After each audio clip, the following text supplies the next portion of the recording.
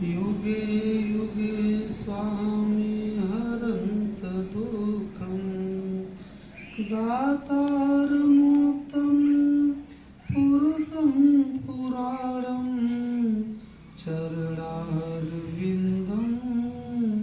सततं नमामि चरणारविन्दं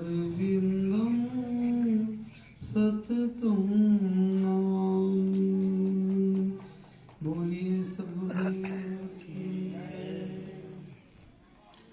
प्रातः स्मरणीय परम पुरुष परमात्मा सद्गुरु कबीर साहब एवं इस पवित्र धरा पर उपस्थित मृद मंगलमय संत समाज, धर्म स्नेही बंधुओं, श्रद्धा मूर्ति माताओं, आज का यह मंगलमय का दिन है, परम सौभाग्य का दिन है। आज ये हम सबको शुभ अवसर मिला है। हमारे भक्त श्री जी का ये नवनिर्मित भवन के उपलक्ष्य में ये कार्यक्रम का आयोजन किए हैं। हम मास्टर साहब जी को खूब खूब धन्यवाद देंगे, आभार उनका कि उन्होंने ऐसा आयोजन करके संत महापुरुषों के वाणी वचन का लाभ आप सबको प्रदान किए।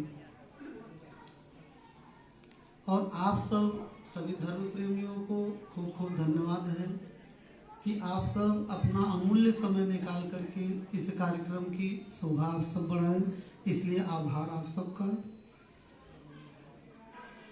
जब जीवों के पूर्व जन्मों के संस्कार उदय होते हैं तभी ये सत्संग प्रिय लगता है। सत्संग सबको प्रिय नहीं लगता है। जिसके पूर्व जन्मों के संस्कार पुण्य उदय होते हैं उसी को सत्संग अच्छे लगते हैं। अभी आप सभी ने बड़े धैर्य पूर्वक दोपहर से ही संत महापुरुषों के वाणी वचन को आप लोग श्रवण कर रहे हैं और मैं ये आशा भी करूंगा कि आप लोग संत महापुरुषों के विचारों को अपने जीवन में धारण करके और उस मार्ग पर चलने का आप सब प्रयास करेंगे। तभी आपके जीवन में परिवर्तन हो सकता है। जब आप संत महापुरुषों के विचारों पर अपने जीवन में चलने का, अपने जीवन में उतारने का उसे प्रयास करेंगे। तो आज हमारे भक्त जी मास्टर साहब जी ये नवनिर्मित भवन के उपलक्ष्य में संत महापुरुषों का आगमन कर रहे हैं। समाज में हम सब देखते हैं कि कोई भी भवन से बनवाते हैं तो वहाँ अपने अपने रीति रिवाजों के अनुसार पूजा पद्धति कराते हैं। लेकिन हमारे भक्त जी मास्टर साहब जी ने जो सद्गुरु कबीर का ज्ञान मार्ग है, जो ये ज्ञान यज्ञ होता है, उस ज्ञान यज्ञ का आयोजन उन्होंने करके और ये समाज को जो उन्होंने संत महापुरुषों को वाणी वचन का लाभ पहुंचाया, इसके लिए उन्हें खूब खूब धन्यवाद है। और कोई भी हवन यज्ञ पूजा पाठ हम लोग कराते हैं तो उसमें हमारा मनोभाव होता है। मनोभाव क्या होता है कि मन को शांति मिल जाती है। किसी पूजा पाठ न कराने से अगर घर में हम प्रवेश कर जाएं तो घर कमजोर होने वाला नहीं है, वो मकान नहीं कमजोर होने वाला है। लेकिन ये लोगों के मानस पटल पर फिट कर दिया गया है। लोगों के मानसिक विचारों में ये फिट कर दिया गया है कि अगर हवन यज्ञ पूजा पाठ पर ये सब अगर क्रिया आप नहीं कराएंगे तो आपके साथ मकान ज्यादा समय चलने वाला है। कमरा गांव है, वहाँ के एक सिविल इंजीनियर थे, आश्रम पर आते हैं, प्रेम रखते हैं। तो सिविल इंजीनियर जब बड़े बड़े बिल्डिंगों को बनवाते हैं और बिल्डिंग को बनवाते हैं तो जब तक उनका साइन नहीं होता है, जब तक उनका मुहर न लगे, तब तक उस मकान में कोई प्रवेश नहीं करता है। लेकिन जब उन्होंने अपना घर अपने गांव में अपना घर जब उन्होंने निर्माण किया तब उन्हें अपने पढ़ाई पर विश्वास नहीं रहा। बड़े बड़े बिल्डिंगों पर जब तक वो साइन नहीं करते उसमें कोई नहीं प्रवेश करता। लेकिन जब अपना स्वयं का जब उन्होंने मकान बनाया तो उन्होंने हवन यज्ञ पूजा पाठ करा करके उसमें प्रवेश किया। मतलब उन्हें अपने पढ़ाई पर, अपने डिग्री पर विश्वास नहीं था, अपने साइन पर विश्वास नहीं, स्वयं पर विश्वास नहीं था। तो ये हमारा तो एक भाव है, तो हम लोग करते हैं तो ठीक है, कोई बात नहीं, हम किसी को मना नहीं कर रहे हैं करने के लिए, लेकिन हम सबको विवेक करना चाहिए, विचार करना चाहिए। आज अगर किसी पूजा पाठ हवन यज्ञ कराने से अगर मकान मजबूत हो जाए तो फिर हम सबको 16 एक का मसाला लगाना चाहिए। हमें न कंक्रीट पर विश्वास है, न ईंट पर विश्वास है, न सीमेंट पर विश्वास है, न बालू पर विश्वास है, न तो मिस्त्री पर विश्वास है। विश्वास अगर हवन यज्ञ पर ही है कि हवन यज्ञ कराने से ही हमारा मकान मजबूत होगा, तो हमारा जो है कि फाउंडेशन ही अपना कमजोर कर लीजिए। देखिए हवन यज्ञ उसमें एक नहीं 4 बार करा दीजिए, कितना मजबूत वो मकान होता है। तो ये सब हमारे मन की स्थिति जो है, मन के शांति के लिए हम सब ये पाठ कराते हैं। लेकिन इस पाठ से हमारे मन के लिए, क्षणिक मन के लिए शांति मिलता है। लेकिन आज देखिए एक कुंड बनवाते हैं, हवन जब कराते हैं तो कितने कुंड बनता है? एक ही कुंड बनवा करके उसमें हवन यज्ञ करते हैं। उसमें लकड़ियाँ ला करके आप लोग अग्नि जलाते हैं, अग्नि जला करके फिर क्या डालते हैं उसमें? अन्न डालते हैं, फल फ्रूट डालते हैं, घी डालते हैं, और वो यज्ञ कहलाता है। लेकिन आज हमारे मास्टर साहब जी ने तो महायज्ञ का आयोजन किया। आज जितने भी यहाँ धर्म प्रेमी बैठे हुए हैं, आज हम सब की जेठा अग्नि क्या है? कि हम सब की अग्नि, हमारे जेठा अग्नि जल रही है। और आज हमारे मास्टर साहब जी आयोजन किए हैं, फल फ्रूट का व्यवस्था किए हैं, अन्न की व्यवस्था किए हैं।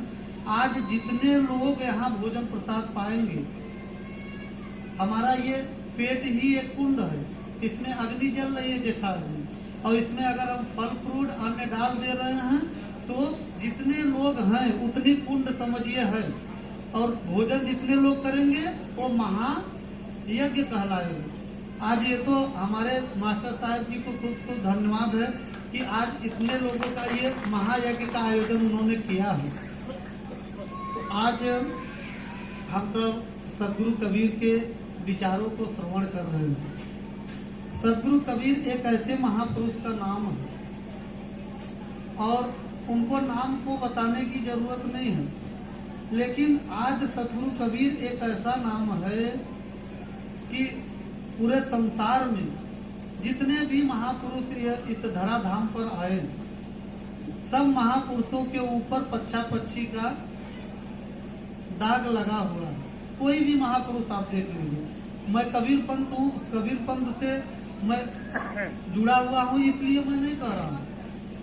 आज वर्तमान समय तक आज देख लीजिए कि सदगुरु कबीर एक ऐसे महापुरुष का नाम है कि अभी तक सदगुरु कबीर के विचारों पर कोई टिप्पणी कोई किया ही नहीं है। उनके विचारों पर, उनके वाणियों पर कोई टिप्पणी कर ही नहीं सका है। आज सारे महापुरुषों के ऊपर टिप्पणी हुई है, पच्छा पच्छी का दाग लगा हुआ है। अगर हिंदू हैं तो मुसलमान को स्वीकार नहीं करेंगे, मुसलमान के महापुरुष हैं तो हिंदू के विचारों को स्वीकार नहीं करेंगे। लेकिन सदगुरु कबीर एक ऐसे महापुरुष हैं कि उन्होंने निष्पक्ष होकर के अपने वाणियों को समाज में रखा, अपने विचारों को उन्होंने रखा। और आज वास्तव में हम लोग अगर विवेक करें, विचार करें, तो सदगुरु कबीर साहब एक निष्पक्ष महापुरुष होकर के और इस जनमानस को संदेश उन्होंने दिया। और उन्होंने अंधविश्वास, पाखंड, आडंबर से दूर रहने के लिए जनमानस को हमेशा प्रेरित किया। महावीर, भगवान बुद्ध, सदगुरु कबीर, नानक, दादू, दरिया, ऐसे महान पुरुष आकर के इस कलयुग में जो समाज को अंधविश्वास में लोग जकड़े हुए थे, और उनकी चेतना जगाने का हमेशा निरंतर उन्होंने प्रयास किया। और जो पुण्य आत्माएं थी, जो विवेकी हंस जन रहे, वो तो उनके विचारों को उन्होंने समझा और उनके पथ पर चलने का प्रयास किया। लेकिन जो विवेकपूर्ण अविवेक से कार्य करते रहे, समाज के जो मकर जाल बनाया गया है, जो व्यवस्था बनाई गई है, उसी व्यवस्था में जो जकड़ा रहा, आज उसके जीवन में सुख और शांति नहीं मिला। हम सबको जीवन में सुख और शांति कैसे मिले, हम सबको इस पर विचार करना चाहिए। परिवार में कैसे शांति स्थापित हो, इस पर हम सबको हमेशा निरंतर चिंतन करना चाहिए, मनन करना चाहिए। हम तो कभी अंधविश्वासों पर, पाखंड पर, अंधविश्वास पर हम चर्चा हमेशा करते रहते हैं। आज देखिए टेलीविजनों पर हम लोग देखते हैं कि बहुत से विज्ञापन, लाखों रुपया देकर के विज्ञापन लोग निकालते हैं। लाल धागे, काले धागे, पीले धागे, ये धागे बांध लेंगे, आपके घर में सुख शांति होगी, आपके घर में घर लक्ष्मी आ जाएंगी। ये धागे बांधेंगे आपका मकान बन जाएगा, ये धागे बांधेंगे आपके दुकान बन जाएंगे, ये धागे बांधेंगे आपके बच्चों की नौकरियां लग जाएंगी। ये सब केवल एक छलावा है और लाखों रुपया का विज्ञापन दे करके और उस विज्ञापन के माध्यम से और उस प्रचार से करोड़ों रुपया वो कंपनी वाले कमाते हैं। ये हम सबको धोखा देते हैं। और आज अगर हिंदू धर्म से आप लोग रिलेटिव हैं, अगर हिंदू धर्म से आप लोग विश्वास करते हैं, बिलीव करते हैं, तो हम सबको चिंतन करना चाहिए कि तुलसी बाबा से किसी सज्जन ने पूछा, तुलसी बाबा से किसी सज्जन ने पूछा, क्या जो भी ये पूजा पाठ, ये तंत्र मंत्र, ये जो भी कराया जा रहा है, ये हवन यज्ञ कराया जा रहा है, क्या इससे हमारे जीवन में धन, लक्ष्मी, सुख, शांति को मिल सकता है कि नहीं मिल सकता? तो तुलसी बाबा कहते हैं कि नहीं। तुलसी बाबा कहते हैं, स्पष्ट शब्दों में कहते हैं कि कर्म प्रधान विश्व कर राखा और जो जस करे तो तत्फल चाहे। कर्म ही प्रधान है। कोई अगर पूजा पाठ से अगर कोई कहता है कि नहीं, कोई हमारे तो घर में लक्ष्मी आ जाए, हमारे मकान बन जाए, हमारी दुकान बन जाए, ये धोखा है, भ्रम है और ये छलावा है। केवल आपके द्रव्य का शोषण करने वाले लोग समाज में बैठे हुए हैं। आज आप लोग, हम तो बड़े पढ़े लिखे लोग, इंजीनियर हो, आईएएस की डिग्री आईएएस की डिग्री की पढ़ाई किए हो, कोई भी एमबीबीएस किए हो, लेकिन एक अनपढ़ व्यक्ति मूर्ख बना करके और उनका शोषण करता है, लेकिन वो उनका विवेक जागृत नहीं होता कि ये वास्तव में हमारा शोषण कर रहा है। आज भगवान रूपी जो है कि देवी देवता रूपी हथियार उठा लेता है और लोग डर जाते हैं कि हमारे जीवन में, किसके जीवन में दुख और सुख नहीं आता, सभी के जीवन में दुख और सुख आता है। आज अगर हम लोग विचार करें, विवेक करें, चाइना एक नास्तिक देश माना जाता है। चाइना एक नास्तिक देश है जो कि भगवान को नहीं मानता है, ईश्वर को नहीं मानता है, देवी देवता को नहीं मानता, अल्लाह को नहीं मानता, गॉड को नहीं मानता और ऐसे लोगों को नहीं मानता। लेकिन आज तब भी भारत विश्व में पहले नंबर होने वाला है। जापान आज डेवलपमेंट हुआ है तो वो भी नास्तिक देश माना जाता है। अमेरिका डेवलपमेंट हुआ है, वो भी नास्तिक देश माना जाता है। लेकिन हमारा धार्मिक देश होते हुए भी तब हम लोग भी इतने पीछे हैं। क्यों? क्योंकि हम लोग अपने बच्चों को वैज्ञानिक दृष्टिकोण नहीं दे पा रहे हैं। हम लोग धार्मिक दृष्टिकोण में हम उनको दे रहे हैं, लेकिन वैज्ञानिक दृष्टिकोण नहीं दे पा रहे हैं। आज हमें कभी ये हमारे रियल लाइफ में ये घटना है, इसलिए हम आप सबसे शेयर करना चाहते हैं, आप सबसे चर्चा करना चाहते हैं। आज अपने बच्चों को लोग, जहाँ एग्जाम आएगा, सारी माताएं और जो उनके माता पिता हैं, सब लोग कहेंगे बेटा देखो जाकर के भगवान के मंदिर में माथा टेक करके जाओ, पढ़ाई करो ना करो। पढ़ाई के लिए वो मोटिवेट नहीं करेंगे कि बेटा खुद दिन रात पढ़ो तब जाकर के एग्जाम में बैठो, लेकिन नहीं जाओ वो माता जी को जो जाकर के उस मंदिर में प्रणाम कर लो, भगवान को प्रणाम कर लो। ये सब भावनाएं जो है उनके अंदर निगेटिव थिंकिंग भरा जाता है और पॉजिटिव एनर्जी उनके जीवन में नहीं भरा जाता। इसलिए हमारे बच्चे जो है उनको कौन सा डर है, कहते हैं कि चलो भगवान की कृपा होगी, कम ही पढ़े रहेंगे, लेकिन उनकी दया हो जाएगी तो हम अच्छे नंबर से पास हो जाएंगे। ये सब उनके मानस पटल में ये भरा जाता है। आज अभी हम तो कथाओं में एक कथा में सुन रहे थे, और एक कथावाचक जो है कि बोल रहे थे हजारों कई हजारों के बीच में कि अपने बच्चों को, जब तुम्हारे बच्चों का एग्जाम हो तो एक बेल की पत्ती तोड़ लेना और वो शंकर जी पर ले जा करके, और क्या क्या और पत्तियां बताए थे, बता करके कि जो है कि शिवलिंग पर चढ़ा देना और तुम्हारे बच्चे अच्छे नंबर से। बताइए, ऐसा ऐसा अंधविश्वास, आपके बच्चों का भविष्य कैसा होगा?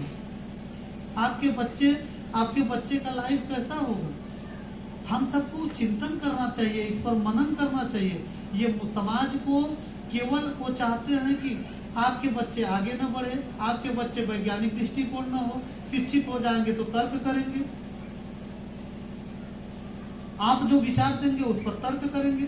अब वो पुराने समय में नहीं है कि अनपढ़ है, गवार है, जैसा मूर्ख बनाती है मूर्ख बन जाएगा। आज पढ़े लिखे जो शिक्षित वर्ग के हमारे भाई बहन हैं वो तो तुरंत तर्क करते हैं। तो हम तो देखें कि आज कितने लोग, एक भैया एक दोनों भाई बहन थे, अब दोनों लोग इंटर में पढ़ रहे हैं।